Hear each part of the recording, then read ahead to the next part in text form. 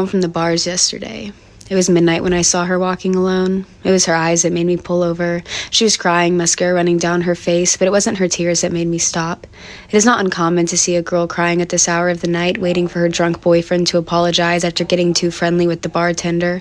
Her eyes were bloodshot, the kind of red that couldn't be from crying, the kind of color produced by taking something stronger than the liquor, certainly brewing up a nasty hangover in her gut. But it wasn't the substance-induced cherry glaze that made me stop. While more uncommon than seeing a crying sorority girl on the curb, it was not uncommon to see a passerby on some substance that would send their poor parents into a frenzy in this college town. It was not the black or the red. No, it was the absence of color that lurked beneath them. So empty, I feared if I didn't pull over, she may fall into the abyss of her own dread. Her words were slurred, but this is what I could make out in the gasps between her sobbing. She was an addict, but not in the way you're probably thinking. Not to vaping, something worse. She was 16 the first time she tried nicotine. She was in the gym stalls and was offered a vape. As the mango-flavored smoke entered her lungs, there was a brief moment of clarity she hadn't felt before, a hunger she didn't realize she was born craving to satisfy.